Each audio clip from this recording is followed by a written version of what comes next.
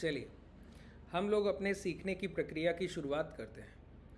आज के सेशन में हम लोग आज बात करेंगे एक इन्वर्टेड हैमर और हैमर कैंडल्स पे जो आप लोगों के डाउट रह गए, जो आप लोग कमेंट करते हैं ना, तो वहाँ पर एक सज्जन ने कमेंट किया कि हैमर और इन्वर्टेड हैमर के फॉर्मेशंस में कई एक फेलियर्स देखने को मिल रहे हैं, जिसके कारण उनकी ट्रेड्स के कई सारे स्टॉप लॉस ट्रिगर हो रहे थे, जिनको वो सालों से ट्रेड करते आ रहे थे। उसके बाद अब जाकर उनके एसएल हंटिंग हो रहा है, तो उनको समझ नहीं पा रहे हैं कि कारण क्या है, क्यों ऐसा हो रहा है। देखिए, तो आज हमारा पूरा सेशन इसी पर डेडिकेटेड है कि किस तरीके के हैमर और इन्वर्टेड हैमर कैंडल्स के फॉर्मेशन को आप ट्रेड करेंगे और आपको तकलीफ़ कहाँ कहाँ आएगी, ठीक है। और हैमर्स के कई सारे सेटअप बनते हैं, हैमर कैंडल्स के कई सारे सेटअप बनते हैं, तो एक एक कर मैं एक सीरीज़ की तरह इनको ख़त्म कर दूंगा। आप लोगों को अगर ये सीरीज़ पसंद आती है तो कमेंट सेक्शन में बताइएगा, और अगर आप हमसे जुड़ना चाहें तो टेलीग्राम का लिंक डिस्क्रिप्शन में, व्हाट्सएप कम्युनिटी का लिंक भी डिस्क्रिप्शन में आपको मिल जाएगा। चलिए शुरुआत करते हैं। सबसे पहले समझते हैं कि एक हैमर कैंडल का फॉर्मेशन बिल्डअप किसी चार्ट पर होता कैसे है, कि कोई कैंडल हैमर या इन्वर्टेड हैमर बनेगा तो किस साइकोलॉजिकल या टेक्निकल कंडीशन के अकॉर्डिंग बिल्डअप होगा। तो साइकोलॉजिकल कंडीशन को पहले टेक्निकल समझ लेते हैं। एक हैमर कैंडल में लोअर विक का फॉर्मेशन बड़ा होता है, बॉडी पार्ट का फॉर्मेशन लोअर विक के फॉर्मेशन से बहुत कंपैरेटिवली छोटा होता है, ठीक है। इसी तरीके से समझिए, एक इन्वर्टेड हैमर कैंडल में अपर विक का फॉर्मेशन बड़ा होता है और बॉडी पार्ट लगभग ना के बराबर या फिर अपर विक के कंपैरेटिवली छोटा होता है। दोनों बातें क्लियर हो गई। तो एक हैमर कैंडल के फॉर्मेशन को हम लोग बोलते हैं एक बुलिश कैंडल, और इन्वर्टेड हैमर कैंडल के फॉर्मेशन को बोलते हैं बियरिश कैंडल। हालांकि जैसे ही मैंने कहा कि एक हैमर कैंडल बुलिश कैंडल है और inverted hammer candle bearish candle है, यहीं पर आपके सारे ट्रेडिंग के जो सेटअप्स बनेंगे, यहीं पर आपकी तकलीफ आ गई।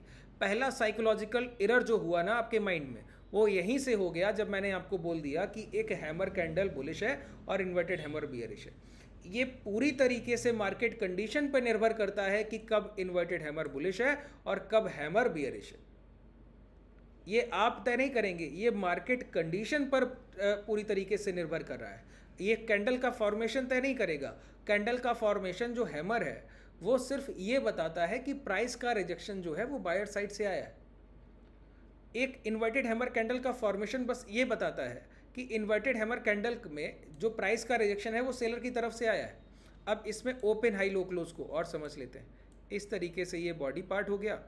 तो बॉडी का लोएस्ट पॉइंट अगर हैमर कैंडल है और ग्रीन बना है, लोएस्ट पॉइंट ओपन प्राइस होता है, बॉडी का हाईएस्ट पॉइंट क्लोज प्राइस होता है। फिर अपर विक का हाई ये पूरी कैंडल का हाई है, और ये लोअर विक का लो जो है वो पूरी कैंडल का लो है। तो इस कैंडल में प्राइस यहाँ तक गिर कर आया। अब प्राइस में एग्जाम्पल लेते हैं, ठीक है। मान लेते हैं कि 100 रुपये का प्राइस था। 100 रुपये के प्राइस के जो लो लगे हैं वो 95 लगे हैं, क्लोजिंग जो मिली है 101 की मिली है, हाई जो लगा है वो 102 का लगा है। अब इससे क्या समझ आता है? टेक्निकल समझ आ गया कि हैमर कैंडल का फॉर्मेशन कैसा है। अब टेक्निकल से साइकोलॉजिकल समझिए।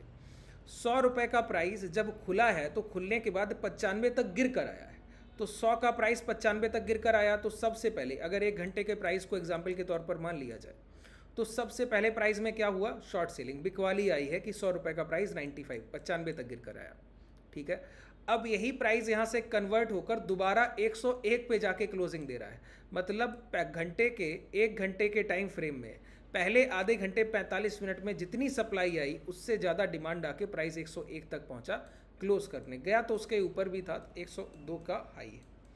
इसका मतलब है कि इस घंटे में जितने एग्रेसिव सेलर शुरुआत में शॉर्ट कर रहे थे, इन सेलर्स से ना डरते हुए बायर्स ने पूरी डिमांड क्रिएट की है। 2 तरीके की खरीदारियाँ होती हैं। पहली खरीदारी ये कि आपके सामने कोई सप्लायर ना हो, कोई बिकवाल एग्रेसिव ना हो, ठीक है। ये इस तरीके से समझिए कि अगर आप 100 केजी वेट में आते हैं और आपसे मैं लड़ने के लिए किसी 10 केजी के वेट वाले इंसान को भेज दूँ, तो आपकी जीत तय हो गई ना। ये तो आप कोई बड़ी बात है ही नहीं कि आप यहाँ पे इस 10 किलो वाले को हरा देंगे, डिफीट करेंगे, कोई बड़ी चीज़ नहीं है। लेकिन अब आपकी पूरी क्षमता भी यहाँ यूज़ नहीं होगी। पूरी एबिलिटी से तो आप फाइट करने वाले हैं नहीं, थोड़ी बहुत क्षमता आपकी यूज़ होगी, ठीक है। तो कैसे पता लगे आपकी क्षमता कितनी, एबिलिटी कितनी? आपका टेस्ट ही नहीं हुआ तो पता ही नहीं लगेगा, ठीक है। इसी तरीके से अगर आपका वेट 100 केजी है और मैं आपको 100 केजी वाले ही किसी एक रेसलर से लड़ाऊँ, अब ये समझ आ रहा है कि आपका इक्वल एबिलिटी में आपका मुकाबला चल रहा है। अब अगर आप इससे जीतते हैं तो आप क्षमतावान हैं, अब आपको पता लग रहा है कि पोटेंशियल क्या है। वही यहाँ पर अगर एक खरीदार इस ऐसे सेगमेंट में खरीदारी करे जहाँ पर प्राइस सिर्फ चल रहा है, सामने कोई सेलर नहीं है, तो उसकी एबिलिटी का नहीं पता लग रहा है कि वो कितना स्ट्रांग बायर है। और वहीं पर वो बायर तब खरीदारी करे जब परिस्थितियाँ उसके अनुकूल ना होकर प्रतिकूल हो, है ना। तो ऐसे कंडीशन में जब कोई बायर खरीदारी करे, जब सामने से सेलर इतनी बड़ी सप्लाई आधे घंटे में दे चुका हो कि 100 रुपये का प्राइस 95 आ चुका है, उसके बाद वो खरीदने को तैयार है। तो बिकवाली के बाद खरीदारी, सिर्फ खरीदारी नहीं, तो दो तरीके की खरीदारी होती है कि सिर्फ प्राइस चलते ही जा रहा है तो उसका 90 डिग्री के एंगल में चलता हुआ प्राइस कभी सस्टेन नहीं करता, पूरा रिकवरी करता है। सर ध्यान कर लीजिए इस बात को, ठीक है। वही यहाँ पर है क्या, अब यहाँ पर क्या है, प्राइस पहले गिरा फिर जाकर खरीदारी हो गई, तो ये एक स्ट्रांग बायर का साइन है, इसीलिए इसको आपने बुलिश कैंडल का। लेकिन एक बात बताइए, प्राइस तो स्ट्रक्चर पे काम कर रहा है, एक अच्छी कैंडल के बन जाने से अगर पिछली 5 कैंडल यहाँ पर मैं इन्वर्टेड हैमर बना दूँ तो फिर आप बोलिए कि एक अच्छी कैंडल बन जाने से सब बदल गया। नहीं, जब तक इन 5 कैंडल्स के हाई ब्रेक नहीं होंगे कुछ नहीं चेंज होगा, ठीक है। तो प्राइस का स्ट्रक्चर, अगर पिछले 4-5 दिन से प्राइस वीक है और एक हैमर कैंडल आपके सामने बन गया तो प्राइस को आप स्ट्रांग मान लीजिए, गलत हो गए ना। तो जब तक आप प्राइस में पिछले बायर और पिछले सेलर और एक कलेक्टिव अप्रोच नहीं रख रहे हैं तब तक गलती करेंगे। तो हैमर कैंडल का जो इंडिविजुअल फॉर्मेशन है वो बुलिश है, वो बता रहा है कि बायर अच्छा तो है क्या, लेकिन इतना अच्छा है जो हायर प्राइस पर बैठे सेलर्स को ब्रेक कर पाए, ये अभी बात सही नहीं, ठीक है। तो यहीं पर एक बात समझ लीजिए कि ये जो हैमर कैंडल का फॉर्मेशन है इसको आप कब कब और किन किन परिस्थितियों में ट्रेड करेंगे, अगर आप ये जान जाएं तो आपकी एसएल हंटिंग की जो गुंजाइश है वो खत्म हो जाएगी पूरी तरीके से, लगभग मान लीजिए ये खत्म हो ही जानी है, ठीक है। फिर क्या किया जाए सर, तो एक बात समझिए, कौन सी कंडीशन में प्राइस हैमर कैंडल को ट्रेड करेगा, तो उसमें से एक परिस्थिति को, एक सेटअप को आज हम डिस्कस कर लेते हैं।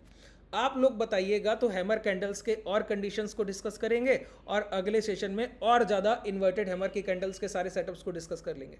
तो जहाँ तक आप रुचि लेंगे इस पूरे सेशंस में तब तक मैं आपको बताऊंगा और सारे लगभग कॉन्सेप्ट क्लियर कर दूंगा। लेकिन आप लोग जितना बेहतर इसमें रुचि लेंगे, ठीक है, और लोगों के पास शेयर कीजिए सर, इतना बेहतर तरीके से मैं आपको चीज़ों को सिखाता हूँ।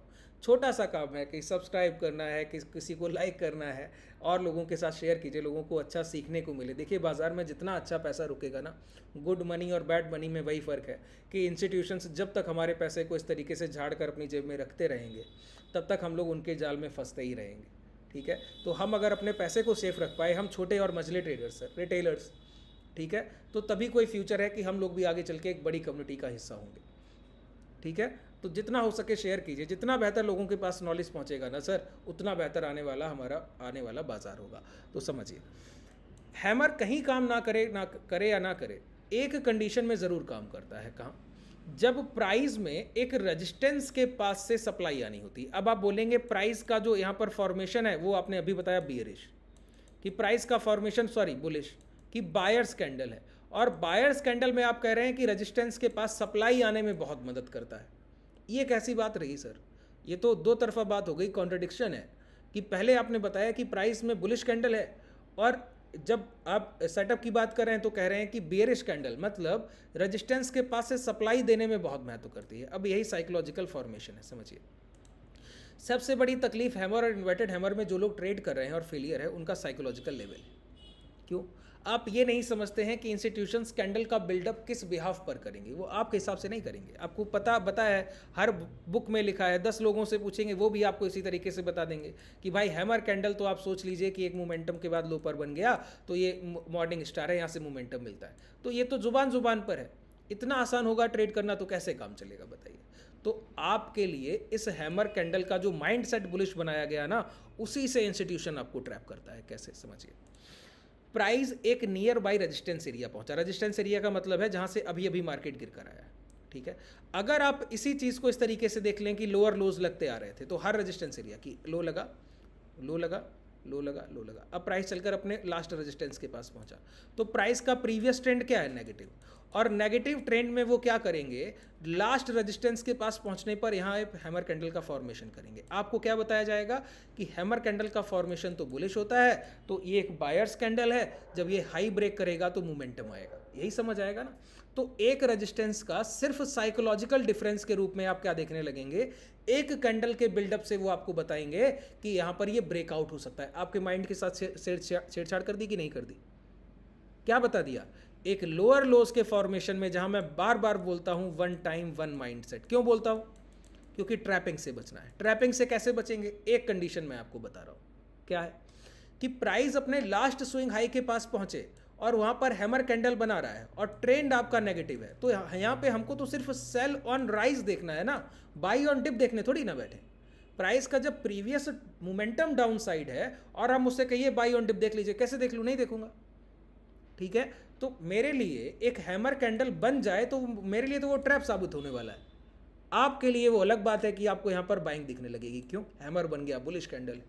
अभी अभी मैंने समझाया ना कि बिकवाली को काट कर खरीदारी, तो आप बोलेंगे कितना ही स्ट्रॉन्ग कैंडल। ये बनाया किस लिए, क्या बताइए? क्या किया जा रहा है समझिए। लो, दूसरा लो, तीसरा लो, प्राइस इस हाई के पास पहुंचने को हुआ। पहुंचते ही प्राइस ने क्या किया, इसको टच किया। टच करने पे जो सप्लाई आई, लोअर लेवल के बायर्स ने, जो इस रेजिस्टेंस का ब्रेकआउट देख रहे हैं, उन्होंने खरीदारी की और सप्लाई से बहुत बड़ी सप्लाई दी नहीं गई। ठीक है, तो ये हैमर का कैंडल का फॉर्मेशन हुआ। आपको तुरंत माइंड चेंज हुआ कि अरे ये तो रेजिस्टेंस एरिया था, लेकिन हैमर कैंडल है, ब्रेकआउट हो जाएगा। तो मैक्सिमम जो यहाँ पर सपोर्ट रेजिस्टेंस के पास सप्लाई करने के लिए सेल के ऑर्डर एग्जीक्यूशन के लिए बैठे हैं बिगनर ट्रेडर, जो बाजार को बहुत कम समझते, उनको थोड़ा बहुत प्राइजेक्शन देखकर समझ आता है कि उन्होंने बहुत कुछ सीख लिया। तो वो क्या करते हैं, हैमर कैंडल को देखकर अपना माइंडसेट चेंज हो जाता है कि बुलिश प्राइजेक्शन।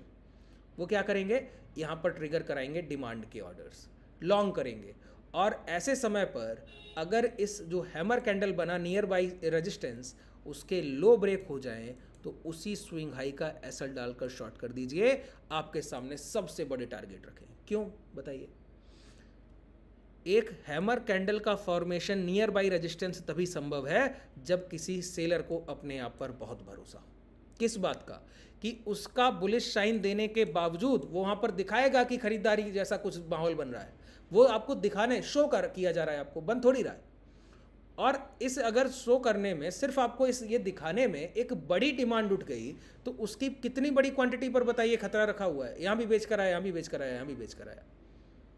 तो ऐसी इन्वर्टेड हैमर कैंडल का फॉर्मेशन पहली बिकवाली के बाद उतनी ही खरीदारी करा देना, तो डिमांड को बुलावा देना हुआ कि नहीं हुआ?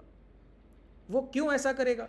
वो तभी ऐसा करेगा जब उस पर अपना सेल्फ बिलीव, सेल्फ कॉन्फिडेंस बहुत हाई है। जब वो जानता है कि इस डिमांड के ज़्यादा वो सप्लाई क्रिएट कर देगा इसी रेंज के पास, तो वो यहाँ पर एक हैमर कैंडल का फॉर्मेशन कराता है।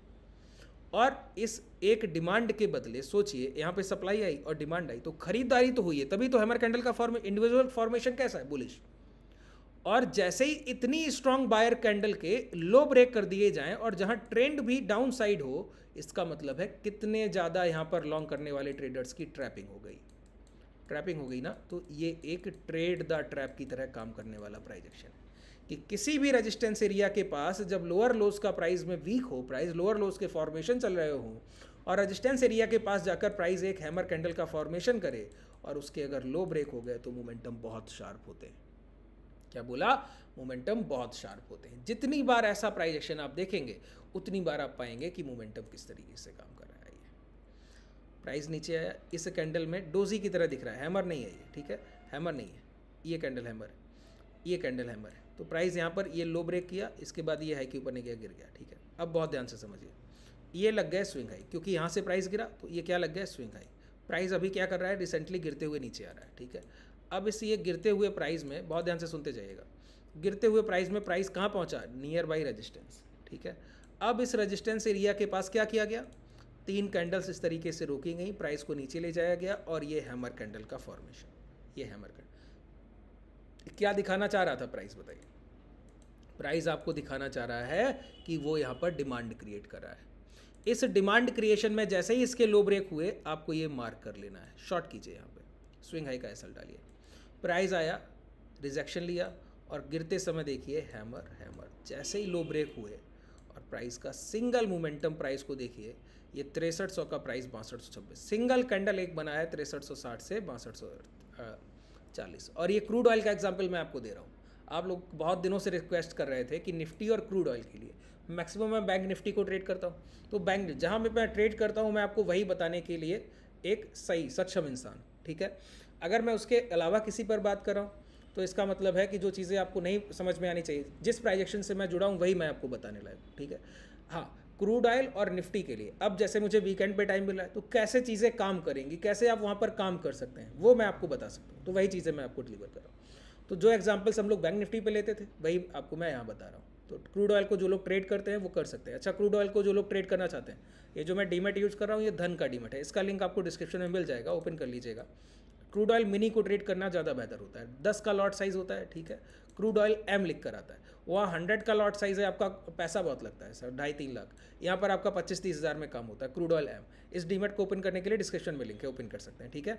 जितनी चीज़ें मैंने बताई कि रजिस्टेंस के पास कोई हैमर बने और उसके लो ब्रेक हो जाए और डाउन ट्रेंड हो, या फिर टॉप के पास प्राइस चल के जाए वहाँ हैमर बने उसके लो ब्रेक हो जाए, तो वहाँ पर शॉर्ट करने पर आपको बहुत बड़ा बेनिफिट मिलता है। मोमेंटम आप देख ही रहे हैं कितने शार्प होते हैं, ठीक है। आप अपनी तरफ से एग्जांपल्स को देखिए, थोड़ा बहुत बैक टेस्ट कीजिएगा, ज़्यादा नहीं, लाइव मार्केट में जाकर प्रैक्टिस कीजिएगा, ठीक है।